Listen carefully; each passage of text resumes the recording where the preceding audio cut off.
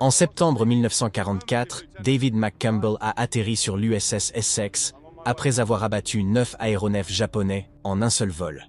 9. En moins de 90 minutes.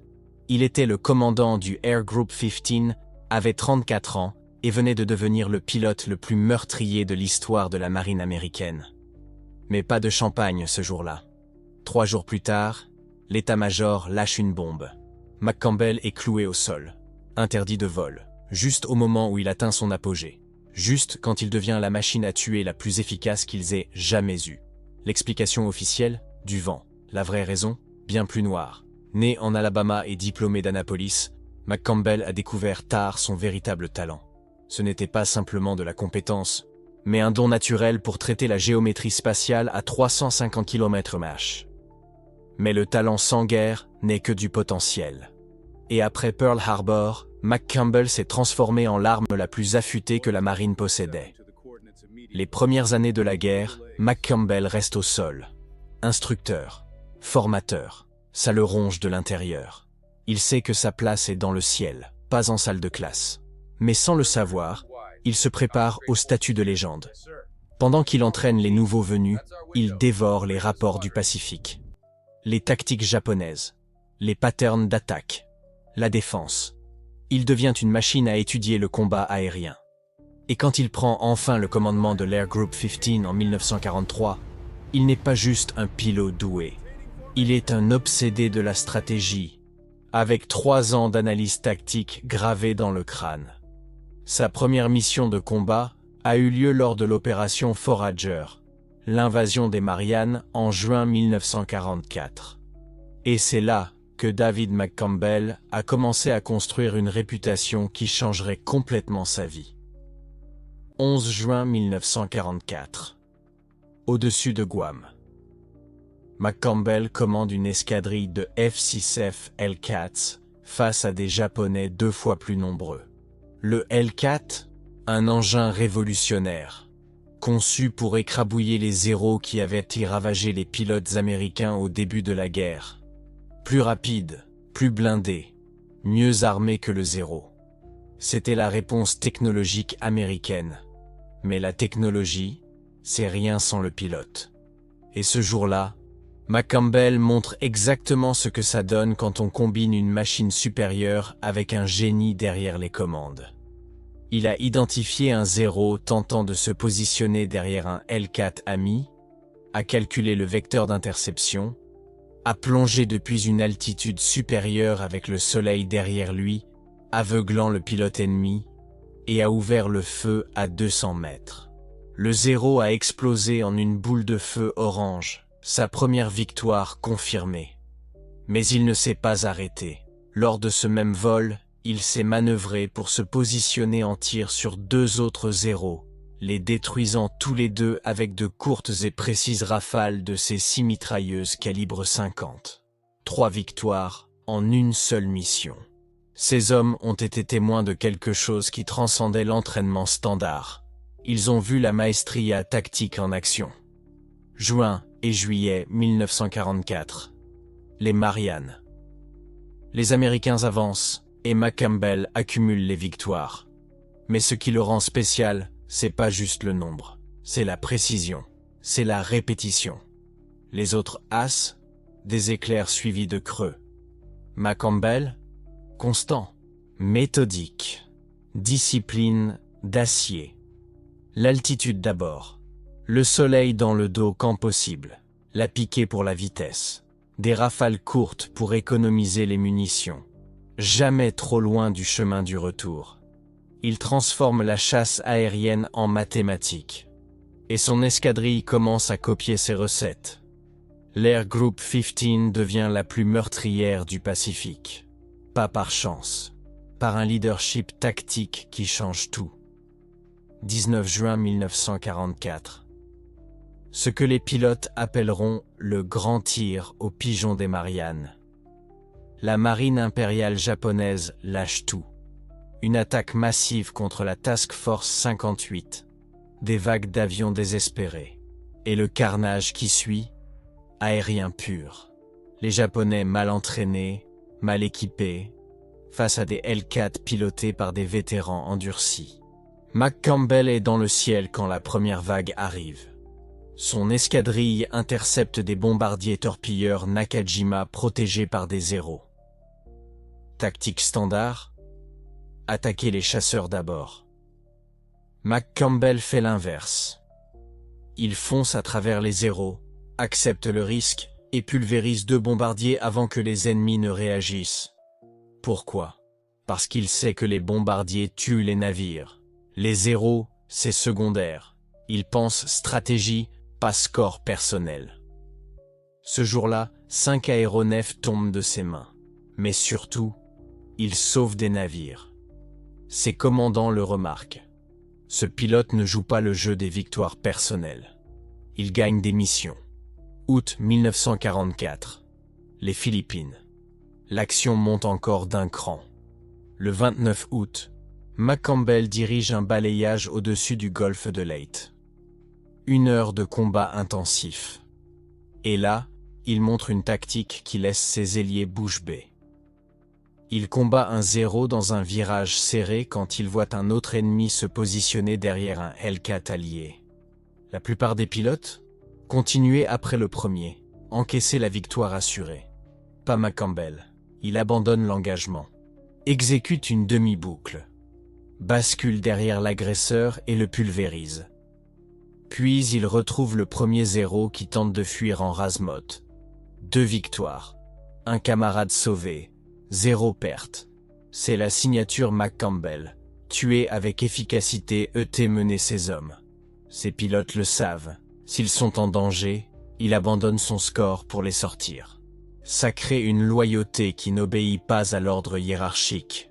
Ils le suivraient en enfer. Et bientôt, ils vont devoir. Septembre 1944. Le mois où McCampbell devient une légende. Le 24 septembre. Patrouille de routine au-dessus de la flotte. Et puis la radio crépite. 60 avions japonais qui arrivent? 60. McCampbell et son ailier Rushing. Juste 2. La réponse normale. Appeler les renforts. Attendre. Sauf que le temps qu'on renforce la défense, les Japonais pilonnent les porte-avions. Pas de temps. McCampbell prend sa décision. On fonce. 2 contre 60. Pas pour les anéantir tous, pour les désorganiser. Assez de chaos pour que la vraie défense se forme. Il se positionne au-dessus, fonce à vitesse max, et ouvre le feu sur le bombardier de tête. Boum! Avant que les chasseurs réagissent, 2 bombardiers sont tombés. La formation se disloque. Les Japonais qui essayèrent de rester groupés se dispersent maintenant en panique. Et pendant ce temps, d'autres Hellcats arrivent des porte-avions. L'attaque s'écroule. Dans cette bataille, McCampbell. 9 aéronefs. 9. Rushing. 6. 15 en 2 pilotes. Des dizaines de témoins. Les caméras d'armes qui filment tout. C'est le plus beau carnage solitaire de l'histoire de la chasse navale américaine. Pointe. Il atterrit sur l'Essex avec à peine 10 minutes de carburant dans les réservoirs. 6 balles restantes dans les mitrailleuses. L'équipage du pont le reçoit comme un dieu. Les journalistes se ruent. Ses pilotes l'entourent, stupéfaits. David McCampbell n'est plus juste un as. Il est une légende vivante. 30 victoires. Invincible. Indispensable. Le héros que les politiciens rêvent d'avoir pour raconter l'histoire. Mais c'est là que le piège se referme. 3 jours plus tard. Un ordre tombe du ciel. Restriction de vol. Totale. McCampbell est cloué au sol. Au moment exact où il est le plus meurtrier. Le plus grand as de la marine. Carrément retiré de la guerre. La raison qu'il donne? Préservation des ressources précieuses. Son expérience? Trop importante pour la risquer face aux canons japonais. Logique. Sauf que McCampbell sait qu'il y a autre chose. Et il commence à creuser. Il conteste. Par les canaux appropriés. Il présente les preuves. Le 24 septembre. Il a survécu à 60 aéronefs ennemis. Il en a détruit 9, désorganisé la formation entière. Aucun autre pilote sous son commandement n'a cette conscience tactique. Aucun autre n'a ces techniques de positionnement. Les chiffres, son groupe a amélioré l'efficacité de 40%, les pertes de pilotes, baissé de 30%. Ces hommes copient ces tactiques en vrai combat, pas en exercice théorique. Le retirer, c'est perdre l'avantage tactique que la marine a mis des années à construire. Il présente tout ça. La réponse qu'il reçoit? Polie. Ferme. Non. La décision est prise. Ses objections? Enregistrées et rejetées. Et là, McCampbell comprend que la raison officielle n'est que du rideau de fumée.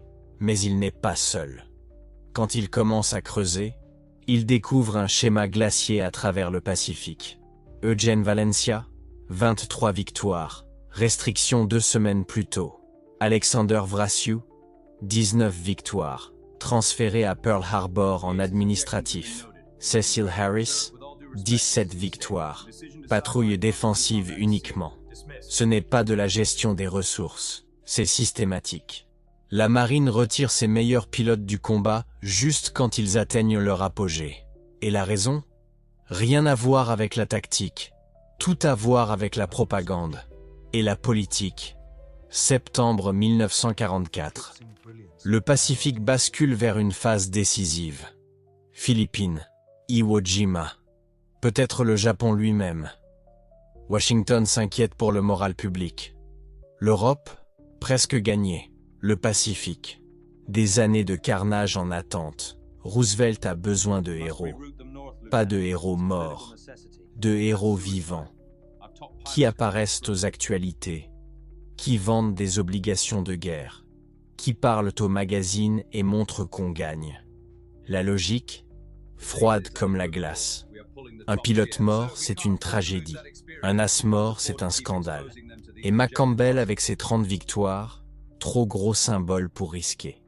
La marine préfère un héros vivant en costume qu'une arme mortelle dans le ciel. Des décennies plus tard, les documents classifiés confirment avec une clarté glaciale les pilotes avec plus de 20 victoires reclassés. Actifs de propagande, plus question de gagner des batailles. La priorité, contrôler le récit. Pour l'homme qui avait transformé la chasse en mathématiques, être transformé en pièce de musée vivante? C'est un affront. Il ne peut pas contester sans risquer la cour martiale. Mais le message que ça envoie à la flotte? Cristal clair. La médiocrité, c'est sûr. L'excellence extrême? Trop dangereux. La bureaucratie ne peut pas contrôler les génies. McCampbell est piégé. Prisonnier de son propre talent. Regardé de loin tandis que des pilotes moitié moins compétents volent au-dessus du feu ennemi. La marine ne le voit pas comme un humain. Comme quelqu'un avec une vie. C'est une pièce. Un pion sur l'échiquier politique. Et si préserver l'image signifie gaspiller le plus grand talent tactique que l'aviation navale ait jamais eu, alors c'est le prix à payer. Parce qu'à la fin, la marine ne combat pas que le Japon. Elle combat pour le récit. L'histoire qu'on raconte à la maison. La perception qui paie les budgets. Et dans cette guerre, McCampbell n'est pas un atout, c'est un risque. Un héros devenu trop précieux pour voler. Et les autres pilotes du groupe aérien 15? Ils voient ce qui se passe. Le message crève les yeux. Sois trop bon, deviens trop connu, et on te retire du combat que tu as préparé toute ta vie. Pas d'encouragement à l'excellence. Encouragement à la médiocrité calculée. Vole assez bien pour survivre. Pas assez bien pour devenir un problème de relations publiques. Ce soir-là, dans sa cabine, McCampbell relit l'ordre. Encore et encore. Et il saisit quelque chose de fondamental sur la marine. Ils ont leur propagande. Ils ont préservé le héros. Mais ils ont perdu leur meilleure arme. Et le coup dépasse de loin juste McCampbell. La décision secoue tous les escadrons du Pacifique. Chaque pilote d'élite capte le message, brille trop fort, et l'institution t'écrase. Les chiffres parlent eux-mêmes. Octobre 1944 à la fin de la guerre. Retrait des pilotes avec plus de 20 victoires. Explosif. 340%. Pas parce qu'ils sont blessés. Pas parce qu'ils ont perdu leurs compétences. Parce que quelqu'un au bureau a décidé. Un as mort au combat. Une catastrophe d'image. Un as vivant faisant des tournées de propagande. C'est du recrutement pur. McCampbell reste à bord de l'Essex. Mais quelque chose a changé. Il est encore le commandant du groupe aérien 15. Son nom sur la liste. Mais les ordres, défensifs uniquement. Protéger la flotte. Rien de plus. Aucune mission offensive. Aucune prise de risque face aux canons anti-aériens ennemis. La marine a transformé son meilleur pilote en gardien glorifié. Les autres pilotes de son escadrille le voient. Comment ne pas voir? L'homme qui avait pulvérisé 9 aéronefs en une seule sortie. Maintenant il vole en cercle protecteur. Pendant que ses subordonnés font les missions dangereuses. Le moral s'effondre pas totalement parce que McCampbell reste respecté. Mais quelque chose s'est cassé. Le message implicite? Impossible à ignorer. Brille trop et l'institution te coupe les ailes. Janvier 1945. McCampbell est envoyé aux États-Unis. Plus besoin de lui en cockpit. La marine le veut sur les podiums. Vendre des obligations de guerre. Pas tuer l'ennemi. Et puis vient la révélation. Des décennies plus tard, quand les historiens militaires commencent à fouiller les archives classifiées du bureau du personnel naval, un schéma clair émerge. Le mémorandum interne qui classe les pilotes avec 20 victoires comme atout de propagande, pas un cas unique. C'est une politique systématique. Les documents révèlent une matrice de risque élaborée. Chaque as reçoit un score. Valeur de propagande d'un côté, valeur tactique opérationnelle de l'autre. Quand la propagande dépasse le seuil, intervention administrative autorisée. Et McCampbell franchit cette ligne le 24 septembre 1944, quand son score atteint 30 victoires. C'est le point de non-retour. L'ironie? Glaciale. La même institution qui célébrait l'excellence individuelle était en train de la détruire systématiquement. Et le coût? Pas que symbolique. Les analyses d'après-guerre sont claires. Les escadrons sans leurs meilleurs pilotes. Moins efficaces. Point. Le groupe aérien 15 continue après le départ de McCampbell. Mais les chiffres disent la vérité. Février à août 1945. Victoire par sortie, baisse de 17% comparée à la période où McCampbell menait des offensives. Ses innovations tactiques, sa capacité à lire les formations ennemies, son génie à positionner les éléments. Tout ça, enlevé de l'équation de combat. La marine a sa propagande. McCampbell tourne les obligations de guerre. Interview, affiche de recrutement. Et décembre 1945, la médaille d'honneur du président Truman lui-même. La citation? Courage, habileté, contributions extraordinaires. Tout y est. Sauf une chose. Aucun mot sur le fait que la marine avait tué sa carrière de combat au sommet. Aucune mention que l'institution qui le décorait avait calculé qu'il vaut plus comme symbole vivant que comme guerrier mort. McCampbell reste dans la marine après la guerre. Jobs administratifs, entraînement. Il prend sa retraite en 1964 comme capitaine. Mais ceux qui l'ont connu rapportent après une frustration silencieuse. Pas d'amertume criarde, trop professionnel pour ça, mais une certitude profonde. L'institution à qui il avait donné sa vie avait échangé son efficacité contre de la perception publique. Et maintenant la vérité systémique que McCampbell expose.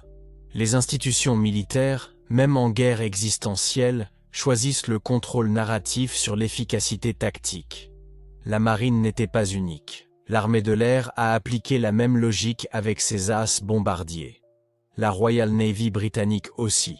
Politique parallèle. Même calcul.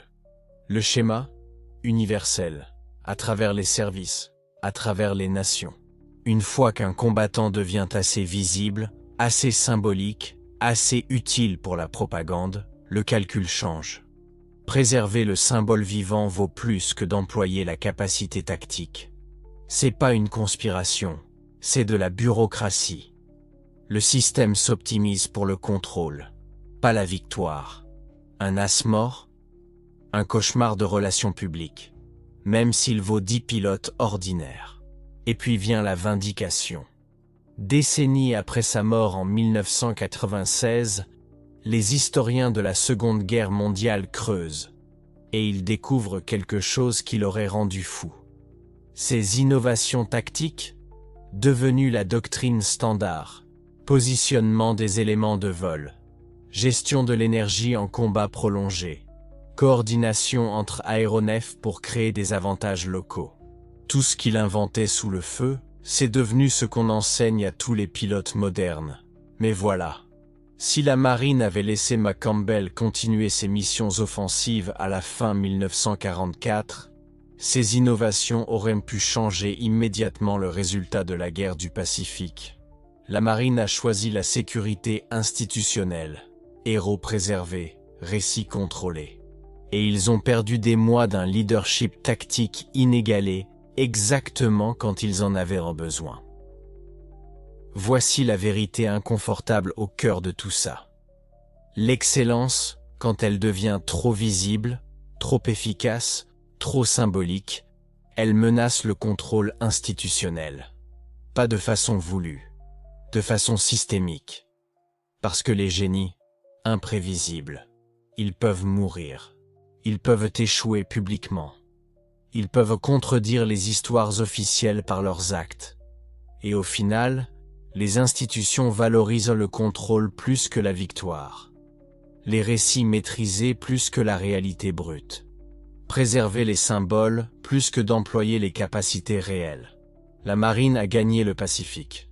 McCampbell a reçu les plus hautes décorations, mais la vérité reste. Au moment où il était le plus meurtrier, le plus efficace, le plus précieux, son institution a choisi. Propagande plutôt que puissance de combat. Ils ont eu leur propagande. Héros préservés. Mais la meilleure arme, perdue. Et ce calcul révèle la vérité sur les institutions militaires.